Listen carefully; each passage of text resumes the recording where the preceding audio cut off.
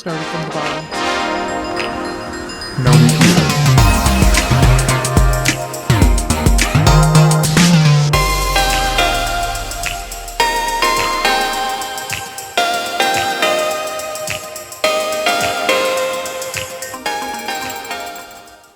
Hey everyone, and welcome back to another video. As you can tell by the title of this video, we are going to be digging into a little bit about my ancestry, my health through 23&Me. I love these types of videos. I don't know how popular they are in the YouTube or social media world, but I know I'm a nosy person, so I find this kind of interesting, kind of learning about other people. If you've been following my channel for a while, you know that I have done a similar type of video in the past through my heritage. And that one was just a strictly like heritage test to figure out where you're from. And in this video, we're going to be kind of doing a similar thing with the whole heritage thing, but there's also more things to go along with it. So I have been wanting to try kits from 23&Me forever. Video not sponsored by 23&Me, by the way. And Luke, my husband, actually got both of us actually a 23&Me kit for Christmas, which I was super excited about. They have all sorts of different kits on their website, even like STD tests, food sensitivity tests, and like all sorts of stuff. But the kit that I ended up getting for Christmas, and that Luke also got for himself as well, was both the health and ancestry kit. So with this kit, you get obviously the ancestry part where they test your DNA to kind of figure out your heritage, where you're from, things like that. But you also get the health side of it as well, like things you may be predisposed to, whether through genetics, your own family history, if you carry any sort of variants that you could potentially pass on to your offspring. And it even goes as far to break down like your physical features, like what you look like, how you sleep, your physical activity, just so many things. My earring fellow girlfriend, we're filming. So yeah, I'm basically just going to be taking you all along with me the entire process as far as collecting the sample, shipping it off to the lab, and then we will get into my results. So yeah, let's just go ahead and get right on into it. So if you would like to hear a little bit more about 23&Me, their health and ancestry kit, and you would like to hear a little bit more about my health and ancestry, then just keep on watching. So first things first, to kind of start with like the whole process, collecting the sample and shipping it off to the lab. We're going to do a little bit of throwback clip here. I did film, I guess not me actually doing the sample because that would be gross, but we're gonna throw it back real quick to pass Brooke back into January when I actually collected my sample and all that sort of stuff. So let's go ahead and start there. Okay, so with this testing and thing, it comes with a little pamphlet that I think just kind of tells you how to use it. Here's just like a little preview of what the particular testing tube looks like, which I'm pretty sure I kind of know how to use it because I have taken a saliva COVID test once and it looked very, very similar to this. Then it just has some little information as far as like indication for use, contents, and everything like that. All right, so it says that this test uses qualitative genotyping to detect clinically relevant variants in genomic DNA isolated from human saliva, collected from individuals over 18 years of age. Let's see, and it says it's for the purpose of reporting and interpreting certain carrier status, genetic health risks, cancer risks, and pharmacogenetics. This test is intended to provide users with their genetic information to inform lifestyle decisions and conversations with their doctor or other healthcare professional. And I'm pretty sure with like a test like this, you can actually have the option to share it with your doctor, like through the website. This 23&Me PGS test can tell if you have genetic variances associated with certain health conditions. The report does not diagnose any health conditions or provide medical advice. Then it says, okay, let's get started. Download the 23&Me app and use it to register your kit. You'll receive instructions for how to collect your saliva sample and start your genetics journey. So I think I'll turn this video off here, work on downloading the app and registering it. I can't move on to step 2 yet because I'm currently drinking coffee, which, duh, I should have known beforehand that obviously this is a saliva sample and most of the time you can't eat or drink anything for a certain number of time. And that's what steps 2 says right here, no food or drink for 30 minutes. So yeah, I'll go do all of that, be right back, and then we'll move on to step 3, which is actually collecting the sample. Okay, so it's been over 30 minutes at this point. I already registered my kit on the app, and now it says ready to spit. I had a little heart attack moment because, as you guys can see, I'm wearing lipstick currently, and I freaked out. I was like, crap, like, is this gonna affect my sample? I've just been like Googling and researching as far as like DNA, saliva samples, and lipstick, like, does it affect anything? And thankfully I found like an actual like 23&Me question forum, and someone was asking like this particular question, and someone like replied, I guess I can't say for sure that they were like a certified like 23&Me person, but they had like something like 23&Me in their name, and they said that it shouldn't affect it. If you're really worried about it, you can like clean out the vial and redo your sample without wearing lipstick, but they said that even if it does turn a little bit of the color or like a stain from the lipstick that you're wearing, it still shouldn't affect the sample. So I'm hoping that my lipstick isn't gonna affect it, and I'm actually starting to get butthole mouth, as you can see. So I'm kind of hoping that like when I'm like getting my sample ready, my lipstick really isn't gonna be touching the sample at all. So I'm gonna go ahead and open this up. It just comes in like a little plastic packaging, and it has like the little bag inside that you put the vial in once you're done, and this is what you're gonna be spitting in, and then the only other thing in here is the cap that goes on the vial once you're done. So in this little thing it has, I don't know if you guys are gonna be able to see it, but it has a liquid, which is like the liquid that like mixes with your sample, and that's where they get like your DNA results from. So, and then here is the opening of the tube, and there is a black line on the test tube, and that is how much spit that needs to be collected for this particular sample. Once you're done spitting in there, you close the top. You'll open up the packaging where the liquid is. It will start to mix together. You take this part off, and then you close it with the cap that's in there. You put your test tube in the bag, and then I'm pretty sure you just put it right back in the box. It has a little sticky up here where you can seal the box, and that's how you mail it out, which is kind of nice. So the same box that you get all of this stuff in is the same box that you will keep to mail your sample in to the lab. Let's just go ahead and get started. If you guys don't know me, I hate saliva. Spit is the most disgusting thing in the world. And I remember when I was doing my COVID test, I was like gagging the entire time I was doing it, because like even my own saliva, I just can't. So I'm gonna go collect my sample, throw up a little bit, and then we'll be right back. I won't show you guys, but I got my sample. I did kind of start over just a tiny bit because there was like a little speck of lipstick I could see in there. So I kind of just like poured my sample out a little bit to get that little chunk out of there, and filled it back up. But yeah, I was able to get a full sample in there. So now I'm going to just close the top here. Now I'm gonna get my other cap ready to go.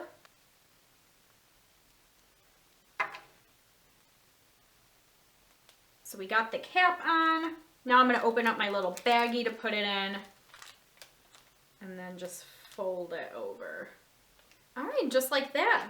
And it explains all of the instructions, like exactly how to do the sample on the app. So I'm just gonna click onto the next step. So it says my kit is ready to be mailed. And just like that, it's all sealed up. So I will drop this in the mailbox. On the app, it does have like a way to track your package, so you can see when the company actually receives your sample. And there's that. I don't see on here how long it takes for it to get there, or I guess I really am not sure how long this whole process takes.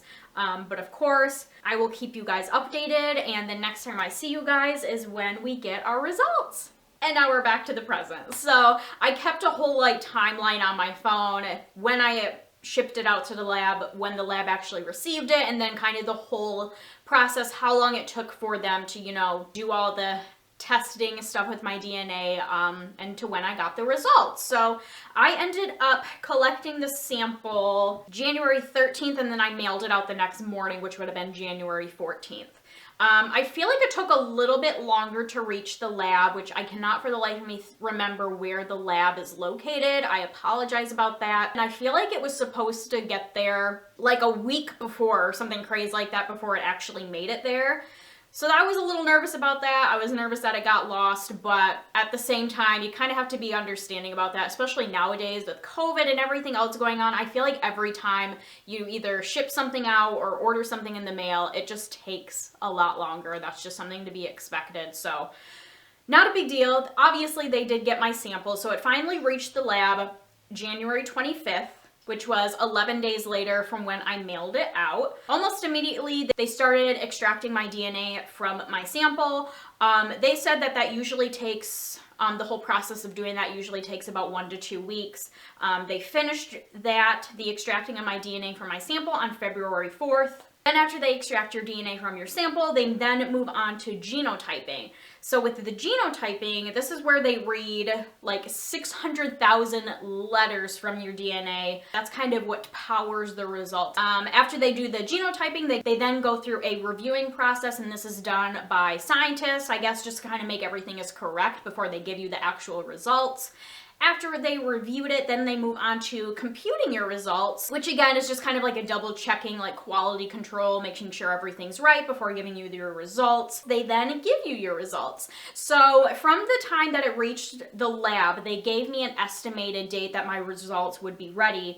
And the estimated date they gave me was February 22nd, but I actually got my results earlier than that. I got my results on February 13th. So overall, it's a pretty quick process. Also, when you set up your 23&Me account, usually they have these like tutorials that they have you go through just so you have a better understanding of what to expect, at least from the health portion of your results. So I'll quickly just touch on all of those like tutorials that I had to do and just kind of what to expect, what they're testing for. So I think I have like a total of like 4 different tutorials that I had to do, but I later found out after getting my results, you get a ton of other results from that. So the first thing, one of the things that they test for is the genetic health risks report.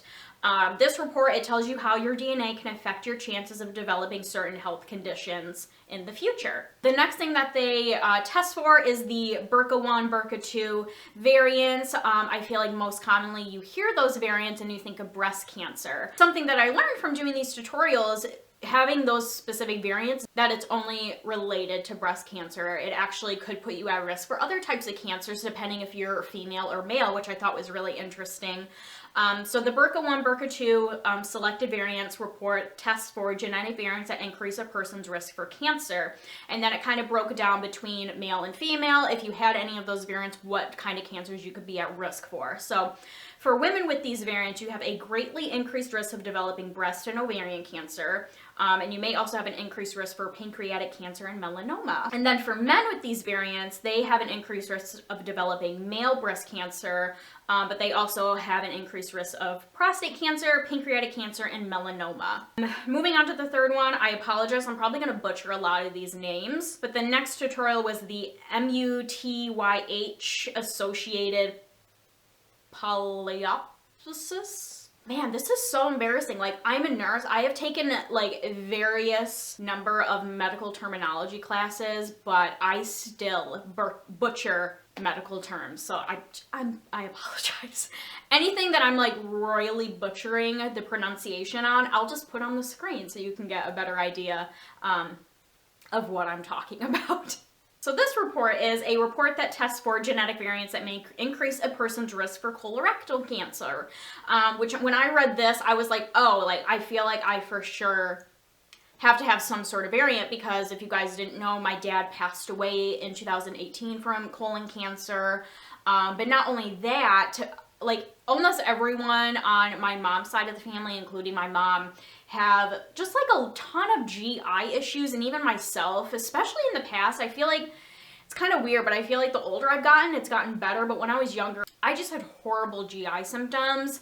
So really anything dealing with like IBS, severe constipation, severe diarrhea. My grandmother on my mom's side had a ton of issues with like ulcerative colitis. She was constantly getting colonoscopies because she just always, her like whole colon was filled with polyps. Even though each of those polyps were benign, it was still very abnormal for someone to have that many polyps. Like if she didn't die at such a young age, and what she died from, she more than likely would have eventually developed colon cancer. So when I read this, I was like, oh, I for sure something's gonna come up for that. All right, and then the fourth and last type of report that it tests for is the carrier status report. And this tells you about variants that may not affect your health, but they could affect the health of your family. So obviously if you're a carrier for something and your partner is also a carrier for the same thing, you get together, have children, they obviously have a very increased likelihood of developing that specific disease, condition, what have you. So let's go ahead, open my 23&Me app, and let's get into all of my results. Okay, so when you first open the app and you go to the home screen, it lists kind of like the various reports at the top. So you have your Ancestry report, DNA relatives, health highlights, blood and biomarkers, heart hub, lifestyle dashboard, physical features, wellness messages. And then there's also a thing underneath it that says next reports that kind of goes into a little bit more of specific things that your DNA could have showed you're at risk of developing, or maybe you already have. So after I got my results, I ended up paying for the 23&Me Plus membership. It's a yearly membership. It's only like $29.99 a year, but I decided to get it for the sake of this video just to kind of get access to more health reports. So by buying that 23&Me, I was able to get all of my heart-related reports, everything from like cholesterol, high blood pressure, AFib, and a ton other reports as well, which the main reason, not only for doing this video, but another reason I wanted to go ahead and just buy the membership to have access to those reports is I wanted more information about my heart. I knew through like family history, like there are a lot of like health or heart problems on my mom's side of the family. It's like AFib. Everyone has high blood pressure, and me, myself, I have some heart issues as well. Not as severe as like AFib or anything like that, but I do have a hole in one of my heart valves that I have seen a doctor for a majority of my life. So that was kind of another reason I wanted to go ahead and just buy the yearly membership so I have access to those reports, but it's definitely something that you don't have to do. Okay, so let's go ahead and just start at the top. We're going to start with the Ancestry report first. I'm not going to go into everything up here, like for example, the DNA relatives and the blood and biomarkers.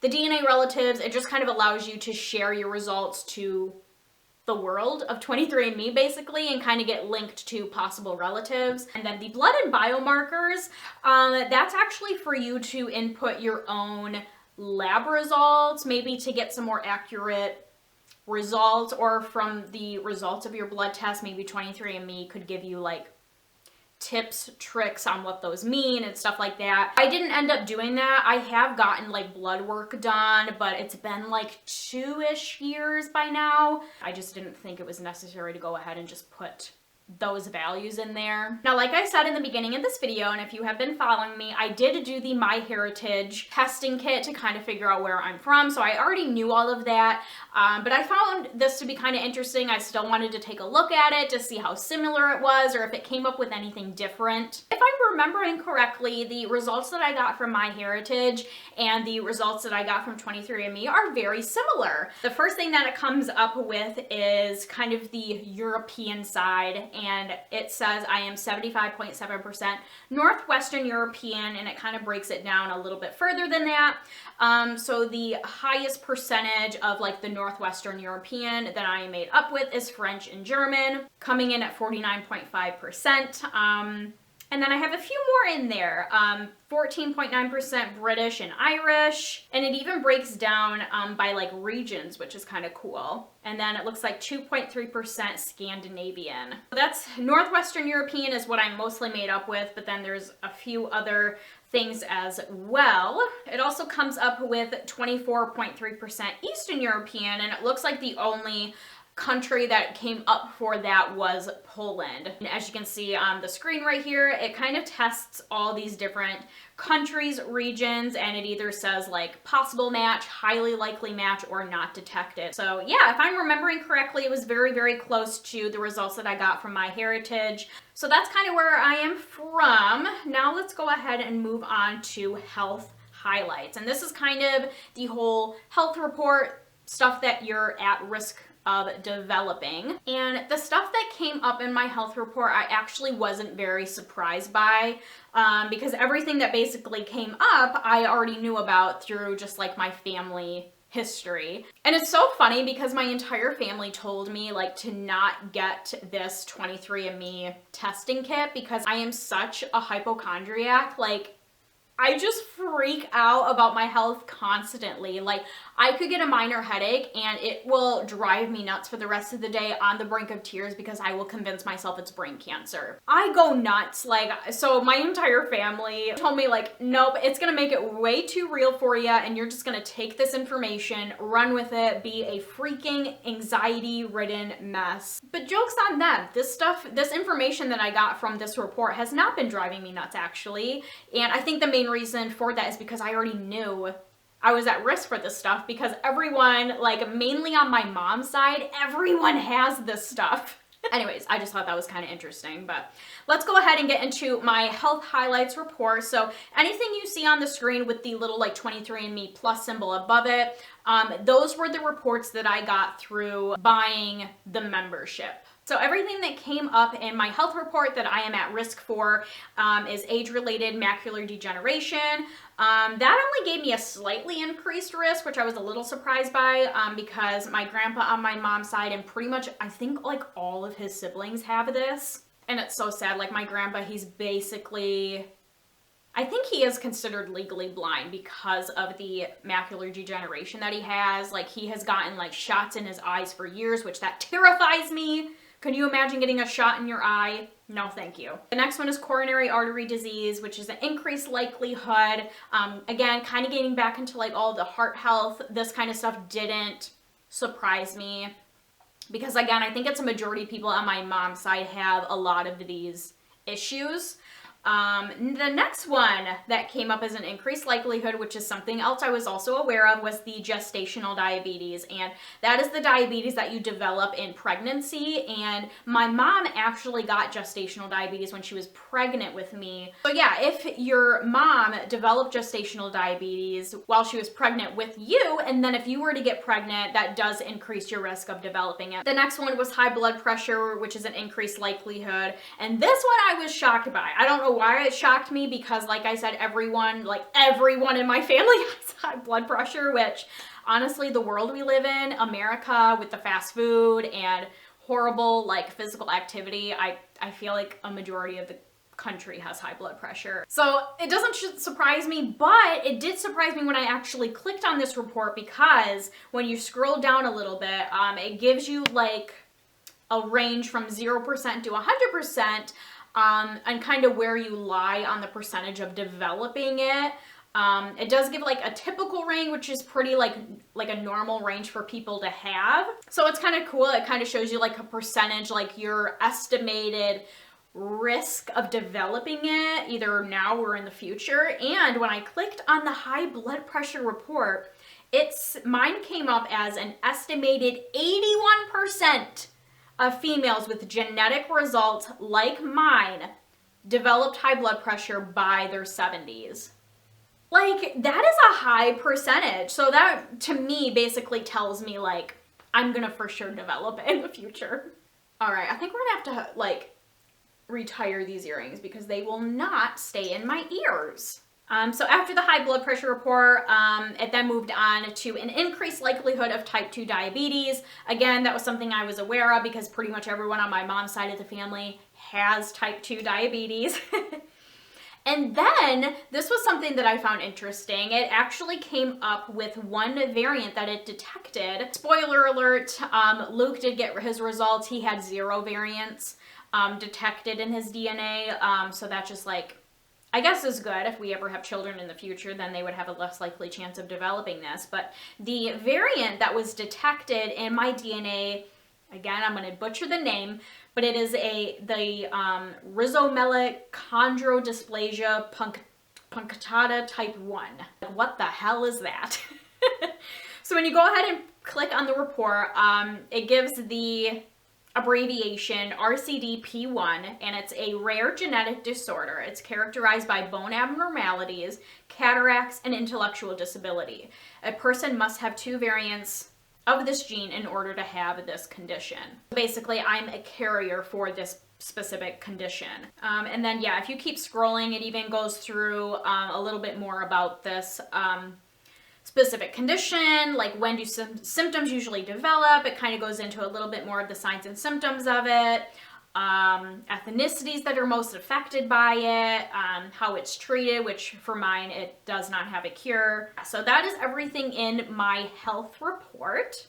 Next thing we'll move on to is the heart hub. I'll just skip through the ones I already touched on in the health report. So some of the other tests that you get through the heart hub are atrial fibrillation, your HDL and LDL cholesterol. HDL is your good cholesterol that you should have. LDL is the bad cholesterol. It also tests for triglycerides. Oh Lord. Familial hypercholesterolemia, hereditary amyloidosis. Jesus. Okay, so we already touched on the type 2 diabetes, coronary artery disease, and high blood pressure. So let's move on to the atrial fibrillation. This one I was a little surprised by. It just gave me as a typical likelihood of developing this, which, I mean, I guess it makes sense because as far as I know, I'm pretty sure the only person that has this is my grandpa on my mom's side. But yeah, it gave me a typical likelihood. So an estimated 6% of females with genetic results like mine will develop AFib by their 70s. So, and yeah, everything else came up as a typical likelihood of developing. So my HDL cholesterol, and it says an estimated 18% of females with genetic results like yours develop low HDL cholesterol by their 70s. It says low levels of HDL cholesterol are associated with a higher risk of heart attack and stroke. And so moving on to the LDL or the bad cholesterol, mine came up again within that typical range of developing it. An estimated 48% of females with genetic results like yours develop high cholesterol by their 70s. So 48%, it is kind of up there. But yeah, like I said, that doesn't really surprise me. My dad had high cholesterol. My mom is like on like the very, very border of developing high cholesterol. And then I'm sure like a ton of people on my mom's side have high cholesterol as well. Triglycerides, that is the bad fat. So if you have high triglyceride levels, it says you have an increased risk of developing heart disease, stroke, and sometimes pancreatitis, which I did not know. So mine says, even though it's in that typical range, mine says I have an estimated 50% risk of developing high triglycerides by their 70s. And then the last two on here, the hypercholesterolemia and the hereditary amyloidosis. These are variants that they test for, and I have neither of these variants. So the first one here, this variant, it's a genetic condition associated with very high levels of cholesterol in the blood. And then the second one, this specific variant is a genetic condition caused by the buildup of protein called transthyretin in the body's tissue and organs. This protein buildup, called amyloidosis, can damage the nerves, the heart, and other parts of the body. All right, so that's kind of everything in the heart hub. Let's go ahead and move on to the next one. Lifestyle dashboard is just kind of based on your like physical activity. So I'm assuming, you know, with your smartphone having the app and you link it to like, I don't know, like your Apple Watch or like your little health app, it can kind of help track like your physical activity. That's kind of another thing I don't really use, but it's an option. Oh, okay, let's move on to physical features, which I found this so much fun to look through. So it tests everything from like cheek dimples, how your hair looks, even when you were a baby, did you have a lot of hair or did it take longer for your hair to grow? The color of your eyes, like it goes into so many, and I just found this so interesting. So let's go ahead and just run through all the reports. So cheek dimples, I do not have any cheek dimples, and this report ended up being right. So this report said I had a 50% 52% chance that I do not have dimples. Cleft chin. This was another report that was correct. I do not have a cleft chin, and it said an 83% chance that I do not have a cleft chin. Next report is dandruff. 52% chance that I have never had dandruff. I wouldn't say I've never had it. I feel like I've definitely had like a dry scalp before, and so it's led to like the, you know, dandruff look, but I've never been like diagnosed or had like a chronic problem with dandruff. So I don't know, I'm kind of like 50-50 with this report if it's right or not right. This one was interesting because this report is wrong, and this is the earlobe type. Mine came up with a 72% chance that you have detached earlobes, and I don't know if you guys are gonna be able to see, but my earlobes are attached. Oh yeah, it even goes into earwax type. Mine came up with a 90% chance that you have wet, sticky earwax compared to dry or flaky earwax. I would say that's pretty accurate. Eye color. So mine came up, this one was a little off. Mine came up with a 27% chance of having dark brown eyes. I do have brown eyes, but I would say mine are on the lighter side, and I mean, my eye color can definitely change. Like if I'm really sick, it gets even lighter. It turns almost like a hazel color, which is really weird. But yeah, but very close to that, right below those results, it did say a 25% chance of having dark hazel eyes, which I would say that's a little bit more accurate. Finger length ratio. Mine came up with a 54% chance your ring finger is longer than your index finger. And I know it's going to be hard to see because I have nails on, but I feel like they're very, very close. I want to say my index finger is a little bit longer than my ring, so that is actually wrong. Next report is freckles. Mine came up with a 55% chance that you have few, if any, freckles, which is correct. Hair photo bleaching, which I believe this is like if you go out in the sun in the summertime, does the sun lighten your hair? It definitely does. I feel like it's not as dramatic of a change to when I was younger, when my hair was like a lighter blonde when I was younger. Like literally me and my sister, when we were younger and we would like spend like our entire summer outside, we would have like bleach, like white hair. Like it was crazy. So my results came up with a 77% chance you experience hair photo bleaching, which I would say is correct. Hair texture. Mine came up with a 44% chance of slightly wavy hair. And then the one below that was 31% chance of straight hair. I would say my hair is more straight. I wouldn't say it's pin straight naturally. It does have like weird, I wouldn't even call them waves though. I feel like my natural hair has just like really weird kinks in them. But I'm gonna say this report was wrong. Light or dark hair, 40% chance of dark blonde hair, which is absolutely correct. As you can kind of see with my roots right here. They definitely look a lot darker when it's like right next to my bleach blonde hair, but yes, my hair is definitely a dark blonde naturally. Newborn hair, this one cracked me up. So mine came up with a 67% chance you had little or no hair at birth.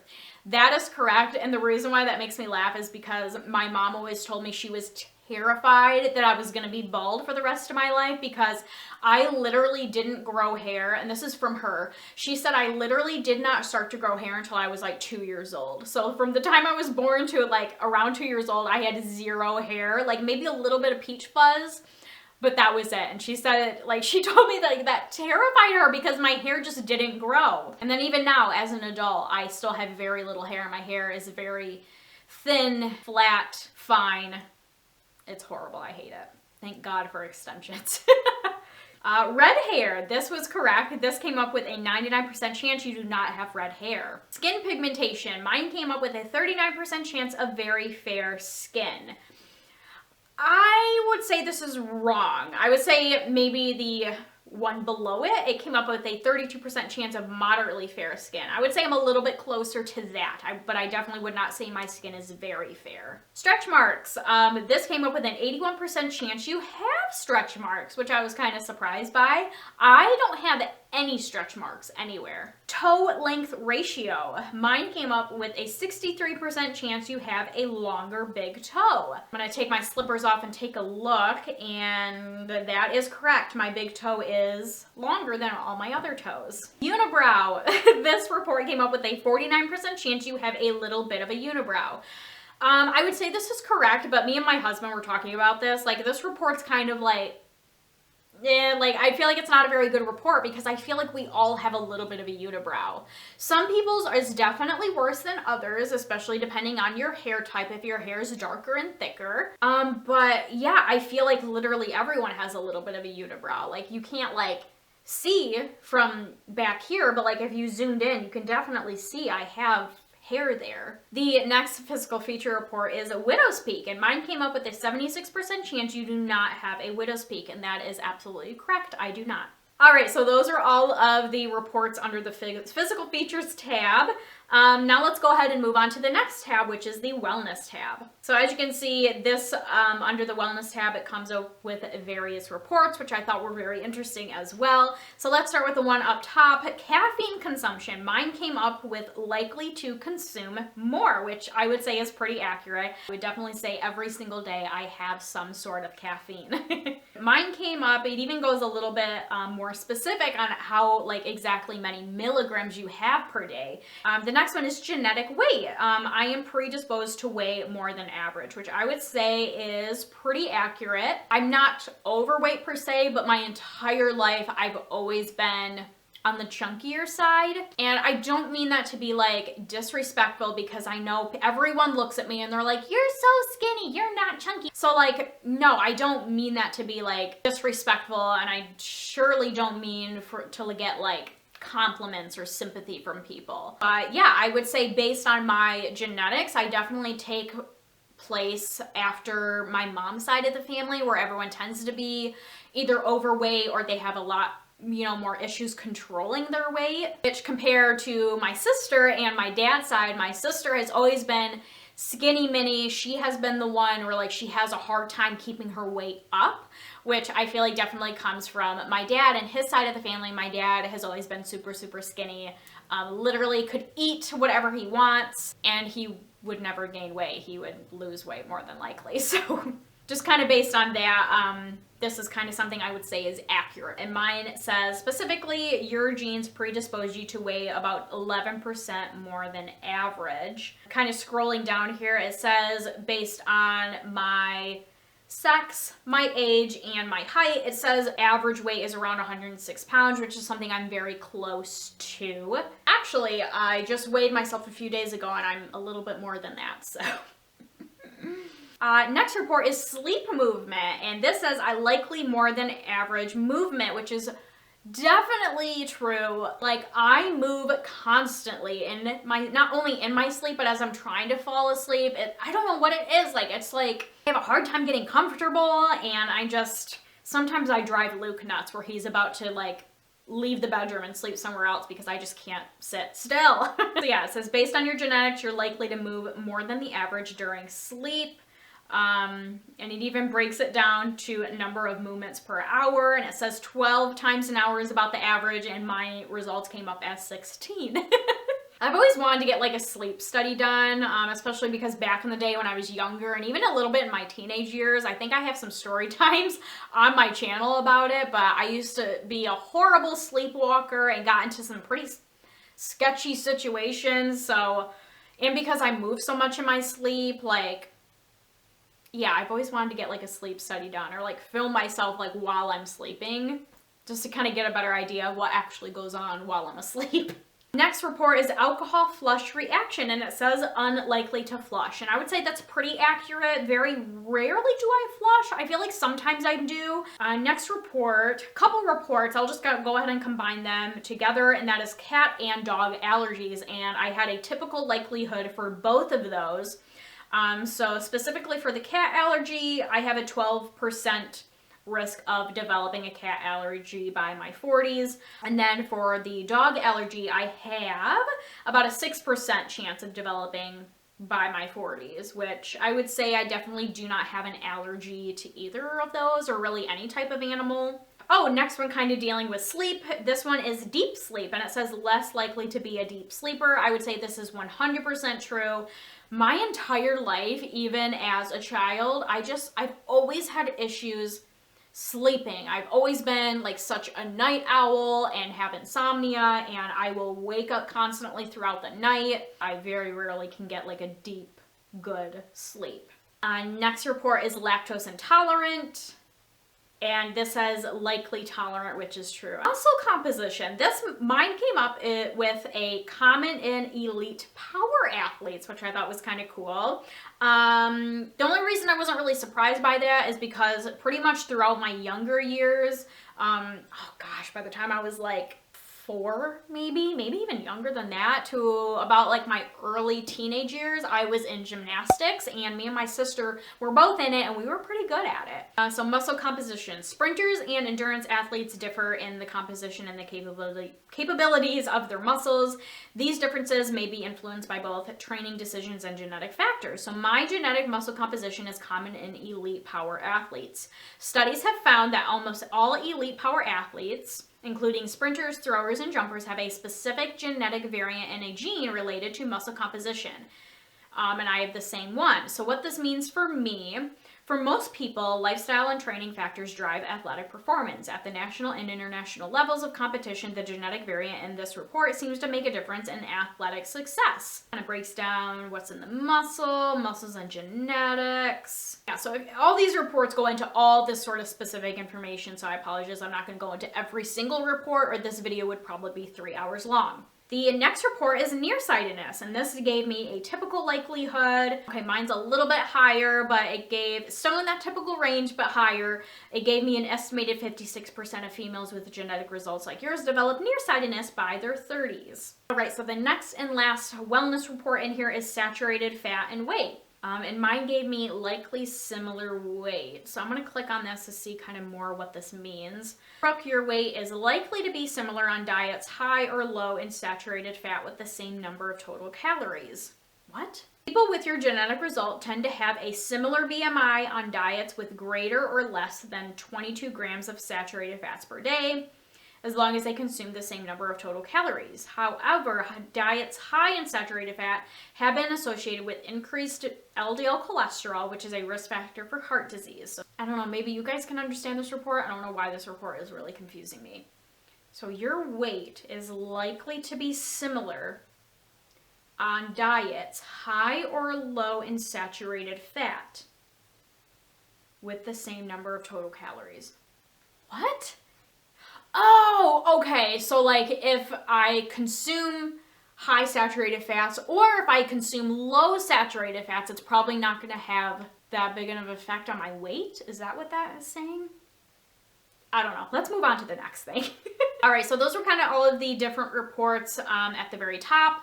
And again, like I said, with the membership, if you buy it, you have access to a bunch of other reports. So when you go under your next reports, and I'm pretty sure these change all the time because I feel like when I first purchased it, like not all of these reports were under there. And I think that's kind of part of the yearly membership. It comes out with like different reports throughout the year. So kind of just scrolling through here. So here's some of the other reports that are on my 23&Me account. I'll try to kind of run through these very quickly. Skin cancer, melanoma, and I think there was another skin cancer one on here. Yeah, like basal and squamous cell. My risk for developing melanoma. I'm pretty sure my results for the basal and squamous cell skin cancers were also a typical likelihood. So mine came up with an estimated 8% of females with genetic results like yours develop melanoma by their 80s. Doesn't really surprise me because I don't think anyone in my family has any type of skin cancer. Next report is gallstones. So my results came up with a typical likelihood. So I had an estimated 24% of developing gallstones by my 70s. Severe acne. I feel like I don't really need to open this one because I have never had severe acne ever. And yeah, this gave me a typical likelihood. It gave an estimated 14% of females with my same like genetic results. will be diagnosed with severe acne by their 20s. Diverticulitis, this was something, again, kind of going back to all of the different GI issues that run in my family. I kind of thought this would be at increased risk for me, but I had a typical likelihood with this one. With this specific condition, I had an estimated 23% of developing it by my 70s. Polycystic ovarian syndrome it tested for. This was something else I had a typical likelihood of developing. It gave me a 12% chance of developing it by my 40s. For kidney stones, again, this is another typical likelihood. It gave me an 8% chance of developing kidney stones by my 70s. Restless leg syndrome. I totally thought I had restless leg syndrome, kind of going back to like me moving all the time when I'm sleeping. I just feel like in general, whether I'm asleep or awake, it's just hard for me to sit still.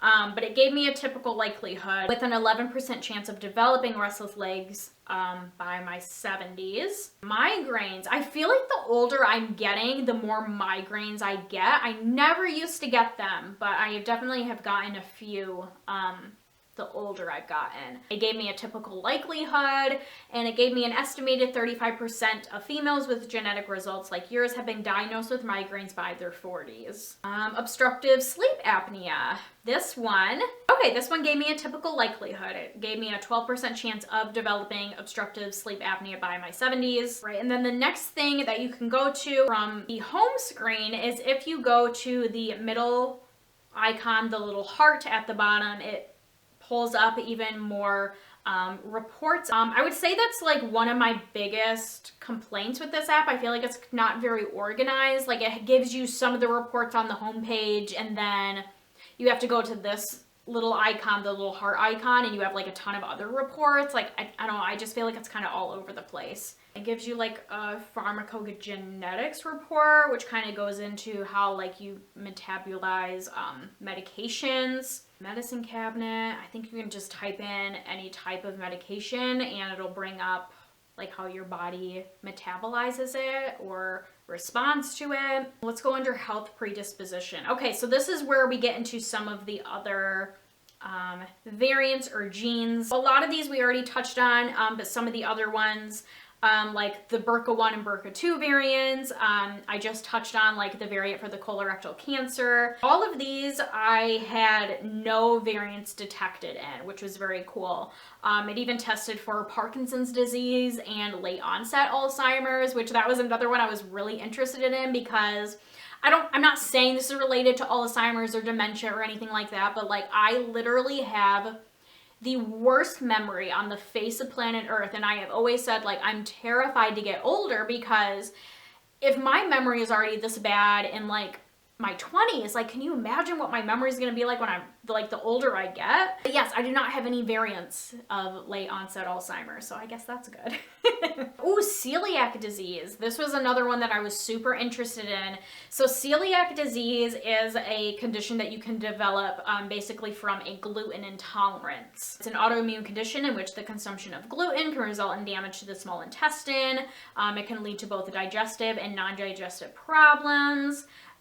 This was something I was interested in because I've never been tested for it or anything like that, but I kind of have always thought I have a gluten allergy because I just thought maybe that's why I'm constantly so bloated and I have a lot of like digestive problems, and occasionally I'll develop like a red pimply rash, mainly on the back of my legs, which I was reading once and doing some research on it, and it says that could be with a gluten intolerance, like pretty much an allergy. Yeah, it says I don't have any variants, so that's good. I mean, this is all great news, but it's kind of underwhelming because all of the different like genes and variants, deficiencies, and what have you that are tested in my DNA, I don't have any of them. As you can see on the screen, like it just tests for so many different things. It's just packed full of all types of like education. Like it's just so cool. Oh, this is also kind of another thing when you go under the traits report. You can go back and touch on like the physical features, but it also has a bunch of other things, like really like random things, but like random enough where like you wouldn't need this information for anything, but like it's still kind of cool. So for example, asparagus odor detection likely can smell. So like through them testing my DNA, they can see that like I could smell asparagus basically. Even like a singing, it says more likely to be able to match a musical pitch. Like, thank you. Fear of heights, less likely than average to be afraid of heights. That is wrong. I am definitely terrified of heights. This is really wrong. Less likely to have a fear of public speaking. Literally terrified of public speaking. Like, thank God I'm not in school anymore and I don't have to do any more speeches like that. Ugh. Ooh, this is another report that I found really interesting is the mosquito bite frequency. And it says likely bitten more often than others. And that is 1000% true. I get eaten alive by mosquitoes. And not only that, I'm pretty sure I'm allergic to them because if they do bite me, they will get like huge on me. Like it's crazy. And I heard or did some like research on it like years ago that there's like a specific like, I don't know if it's like a protein, but there's like something in some people's blood that you just have that mosquitoes are like really attracted to, being why more people get bitten by mosquitoes than others. And it even gives you like an estimated wake up time. So mine, it says people with your genetics in their 20s wake up on average around 9:04 a.m. on their days off. I would say this is kind of inaccurate because I mean, I do set an alarm pretty much every single day because if I don't set an alarm, I will literally sleep all morning. But yeah, usually on my days off, I will set an alarm anywhere between 8 and 9. So from that aspect, it's not all the way inaccurate. So yeah, those are basically all my results from my health and ancestry kit from 23&Me. I really hope you all enjoyed this video. Hopefully you guys found it interesting. If you did, please make sure to give it a thumbs up. I would really appreciate it.